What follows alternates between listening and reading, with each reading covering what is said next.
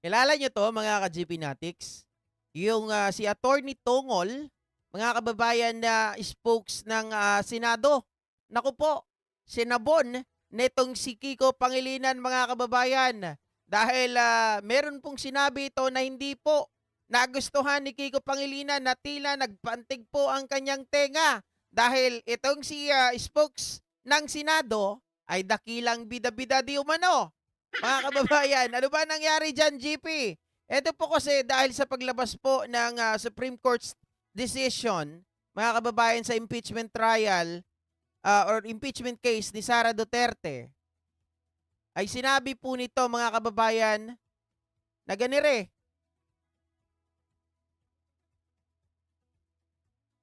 Ayan, sabi niya, Senate says Supreme Court order affirms careful instance or stance on impeachment, mga kababayan.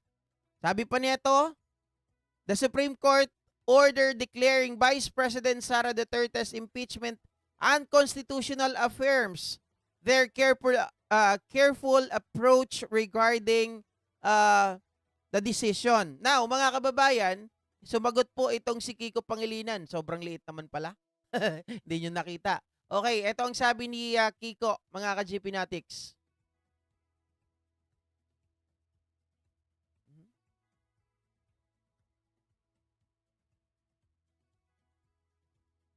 Sabi dito ni Kiko, mga ka-GP, attention inquirer, I am an incumbent senator. May I request that your reporters refrain from attributing to the entire Senate the personal opinions of this lawyer. He has never spoken to me as a sitting senator and therefore is seriously mistaken in presenting his opinion as that of the Senate's or that of the impeachment court. A quick review of the statement by or statements made by incumbent senator opposing, disagreeing with the latest ruling of the Supreme Court will show that this lawyer's view on the matter contradict that of many of the senator judges. 24 lang ang mga senador, hindi 25. Halak ka. Mga kababayan, kasi parang itong si Attorney Tongol ay parang pinangungunahan mga kababayan yung mga senador. Halak ka. Feeling niya ata daw according dito kay sa pagkakaintindi ko kay Kiko Pangilinan ay ano to mga kababayan, feeling niya senador din siya. Tagapagsalita lang naman siya ng Senado o ng impeachment court mga kababayan. Kaya lang hindi niya masasabi. 'Di ba? Hindi pwede niyang sabihin na siya po ay nagre-representant o ito ang pahayag ng lahat mga kababayan ng mga senador kasi hindi raw po siya nakausap eh. Bakit siya pinapangunahan? Kasi iba daw po yung kanyang gusto. Iba po yung dating sa kanya mga kababayan, parang nayayabangan itong si Kiko Pangilinan kay Attorney Tongol. Halak ka. 'Di ba? Ay, may sariling opinyon yung abogado mga kababayan. Hindi kasi ganito. Siyempre ikaw, magbibigay ka ng statement. Ikaw ay ang iyong gawain to represent the impeachment court. 'Di ba? To represent the Senate, mga kababayan. Everything na lahat po ng sasabihin mo ay parang lumalabas na ito ay binigyan kanila ng pahintulot. 'Di ba? Yun pala, mga kababayan, ay sarili mo lang opinyon yung mga pinagbibitawan mong salita. Halak ka. Di dapat, mga kababayan, ibahin mo or kaya alisan mo na lang siguro yung trabaho mo or sabihin mo bago ka magsalita, ito ay sarili kong opinyon. Hindi opinyon o hindi porket sinabi ko ito ang stand ng mga senador. Dapat ganon. This is my personal opinion, not the opinion of the senators. 'Di ba? Or this is not the stand of the senators. This is just only my opinion. Dapat ganon, 'di ba mga kababayan? Para hindi po tayo malito. Kasi lumalabas na pinangungunahan po ni Attorney Tongol ang mga senador eh. Which is hindi naman po siguro tama, mga kababayan. Kaya po siya sinoplak, 'no? 'Di ba? So sinoplak nitong si Kiko Pangilinan, itong si Attorney Tongol. Halak ka. Oh, kahiya-hiya mga kababayan. Isang abogado, sinoplak ng incumbent senator. Bida-bida. Oh, may sariling kilos. Biruin nyo mga kababayan, inire-represent niya yung, kaya nga sabi ni Kiko Pangilinan sa Inquirer, "Hoy, Inquirer, pwede ba? Ayus-ayusin nyo, paki-refrain naman. Nasabihin nyo, 'di ba, attributing to the entire Senate the personal opinion of this lawyer. Oh, he was never spoken to me as a sitting senator and therefore is seriously mistaken in presenting his opinion as that of the Senate's or that of the impeachment court." Halak ka. Dapat kasi mga kababayan, meron talagang proper communication. 'Di ba? Hindi mo dapat lahat 'yun sila 24 dun eh. Oh. Meron kang hindi mga kinausap mga kababayan. Hindi ibig sabihin nung porket sabihin natin kahit mas marami po yung nagsalita,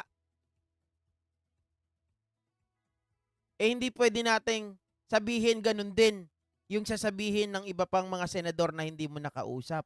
Parang ito ay hindi mo na binigyan ng laya na magsalita. Halak 'Di ka. ba? Kapangit naman 'yun, mga kababayan. Dapat siguro bilang spokesperson nila ay kunin mo muna yung opinion nung bawat kasapi ng sinasabi mo para mai-present mo talaga as one etong Senado. 'Di ba? Kasi maguguluhan mga kababayan eh, lalo na katulad ganyan. Oh, nagbigay ka ng statement, iba naman pala yung gustong sabihin ng isang incumbent senator. Eh di malilito ngayon ang taong bayan. Akala ko ba ganito? Akala ko ba ganyan? Oh. Hmm? Alisin na nga natin to si Hahaha. Oh, alisin na natin 'yan kasi puro ano capital letter, nakakasira lang ng ano 'yan, mga kababayan. Halak ka. Hindi ko siya inaalis dahil Halak ka. napipikon ako sa kanya. Inaalis ko siya kasi flooding na yung ginagawa niya. Eh naghahabol pa naman ako ngayon para makabalik doon sa mawala yung shadow ban. Tapos puro ganito yung comment, puro capital letter. Alisin na lang natin. 'Di ba? Mm. Sabi ni Liberty Torino, baka pro Duterte yung spokesman ng Senate. Tingin ko nga mga kababayan 'di ba? Ilang araw na lang August na binibigyan lang ng pabuelo si Sara ng panahon dahil pag na-impeach yan, sa dami ng kaso ni Sara, hindi na yan makakawala sa mga kalokohan niya. Okay, mga kababayan, sabi pa ng iba, dahil po dyan, Ma'am Liberty Torino, no, isasama ko na rin, etong nabanggit po sa akin kasi merong napag-uusapan na nakita ko sa mga comment section. Sabi nila, okay lang yan. Dahil unang-una, pwede pa namang plunder. Kung hindi na-impeach, pwede pa namang plunder. Okay. Pag-usapan natin konti, mga ka-GP Natics. Just give you a little background. O sabihin natin, a little information. Diba alam po natin si Sara Duterte ay impeachable official. Tama? So sabi nila, impeachable official si Sara, pero wala siyang immunity. Yun ang pinaka-immunity niya, yung impeachable official siya. So ibig sabihin, hindi mo siya pwedeng kasuhan ng plunder, mga kababayan, hanggang siya po ay nakaupo pa sa pwesto. Kailangan mapa-impeach mo muna si Sara Duterte, saka mo siya pwedeng kasuhan ng kaso ng mga criminal charges. Other than that, mga kababayan, mag-aantay muna tayo talaga na itong si Sara Duterte ay hindi na po hindi na po vice-presidente. 'Di ba? Ang mga impeachable officials, itong mga Supreme Court justices, Vice President, mga kababayan, yan yung mga impeachable officials. Okay? So yun po yun, yung paliwanag nun. Yun ang pinaka-immunity ng isang Vice President dahil siya po ay kailangan munang alisin or ma-impeach para makasuhan mo po siya ng tinatawag na criminal charges. Oh. Sabi ni Tata Malata, pera-pera lang yan, pinapagana nila, pera kasi di pinaghirapan. Instant kaya sa, madedma din mauubo sa kakalagay nila. Ano yun, madedma?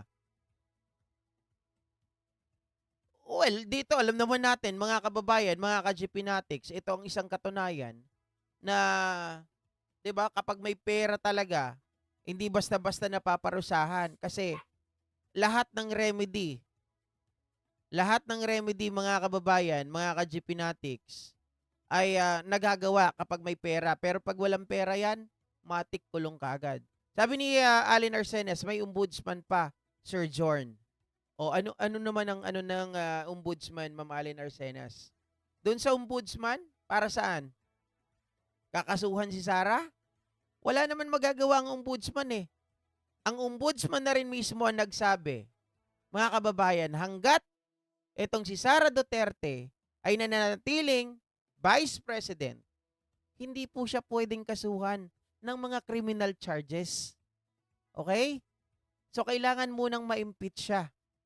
Or, siya po ay mawala sa pagiging Vice President, saka po siya pwedeng kasuhan. Oh. So, ngayon, mga kababayan, sabi ni Ma'am Yani Prensa, ibig sabihin wala tayong maaasahan na mapanagot si Sara. Unfortunately, mga ka-GPnatics, sa ngayon ay wala pa. Yan ang katotohanan. 'Di ba? Hindi po natin magagawang accountable o magkaroon ng accountability itong si Sara sa kanyang mga pinagagawa. Okay? Kung walang mangyari kasi nag-aantay tayo ng August 6, 'di ba? Sabi nila, mga kababayan, meron daw mangyayari.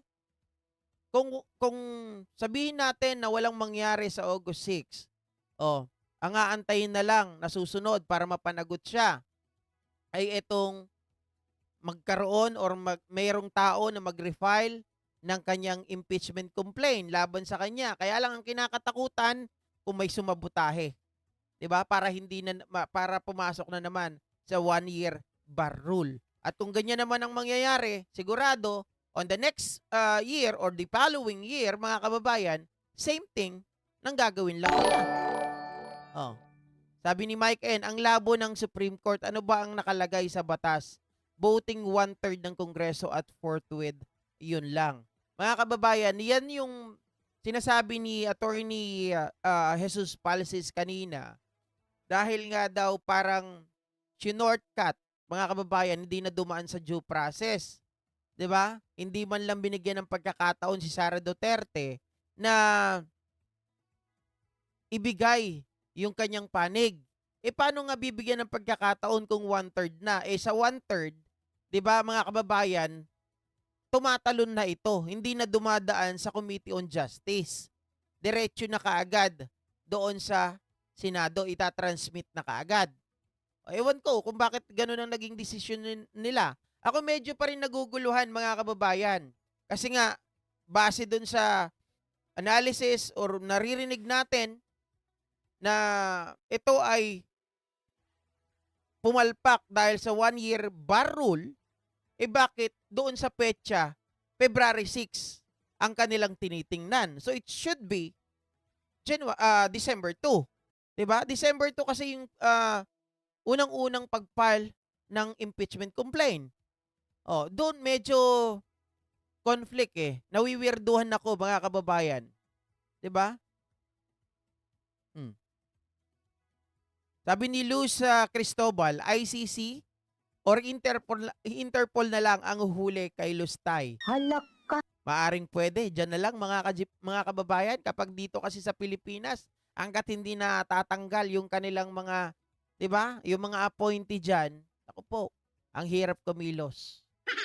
Anyway, mga kababayan, sabi ni Ma'am Allen, may remedies pa yan, Sir Jorn. Ako'y naniniwala sa Panginoon, kalma lang muna ngayon. Yun nga po, 'di ba? Kalma lang muna tayo ngayon. Baka ang remedy nga yung Interpol or ICC. Halak ka. No. 'Di ba, Sir Michael Pangan? Sabi naman ni Rusty Manalo, Congress must file a motion for reconsideration up to 15 days after the Supreme Court made the decision. But then again, mga kababayan, yung pag-reverse, if ever, di ba, na mag-file sila ng motion for reconsideration. Pero sa tingin nyo, mga kababayan, ako, hindi na ako maasa na marireverse pa ng Supreme Court yung kanilang decision regarding this matter. Mhm. Totoo lang. Kaya nga nakakadismaya ng sobra eh. Alam ko naman kung paano kayo nadismaya. Di ba? Okay, mga kababayan, mga ka-GP Natics.